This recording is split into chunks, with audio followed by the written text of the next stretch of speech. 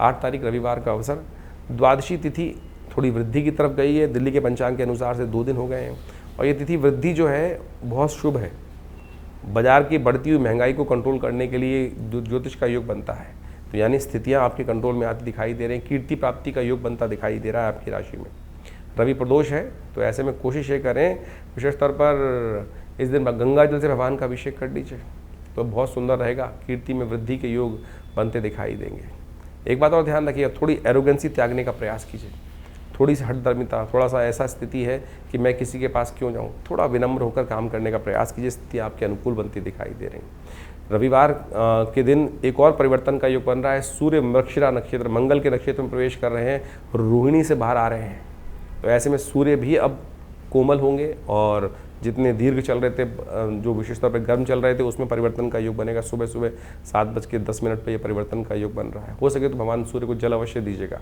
हमने विवेकानंद योगाश्रम में इस दिन गायत्री का यज्ञ रखा है, आप चाहें तो उसमें भी अपने नाम से भी ये करा सकते हैं, स्वयं भी सम्मिलित हो सकते हैं। फ़ोन नंबर्स आपके सामने दिए गए हैं। 9 नंबर सोमवार का अवसर है, उस दिन त्रयोदशी उदया तिथि है और साथ साथ ग्रह नक्षत्रों के दृष्टिकोण से एक ग्रहों का परिवर्तन का योग बन रहा है। बुध आर्द्रा नक्षत्र में जा रहे हैं, चंद्रमा आपके सप्तम भाव में जा रहे हैं। दोनों योग आपके लिए अच्छे ही हैं, कल्याणकारी हैं, बढ़िया योग बनाते दिखाई दे रहे हैं। कुछ ना कुछ यात्राओं के नए योग बनते दिखाई देंगे, नए रास्ते दिखाई देंगे और नया विजन आपको प्राप्त होने के योग बन सकते हैं। सर्वार्थ सिद्ध योग बना हुआ है, ये आपके लिए कल्याणकारी है। नए कार्यों को आरंभ करने के लिए दोपहर को 3:30 बजे के बाद मुहूर्त बनता दिखाई दे रहा है। 10 तारीख मंगलवार का दिन आपके लिए ग्रह नक्षत्रों के दृष्टिकोण से ये स्थितियों को और अच्छा करेगा। मंगल पूर्ण शक्ति से दृष्ट होकर चंद्रमा पर दृष्टि डाल रहे हैं, अपने घर पर दृष्टि डाल रहे हैं और चंद्रमा को वो और ताकत देते दिखाई दे रहे हैं, मन को बल देते दिखाई दे रहे हैं।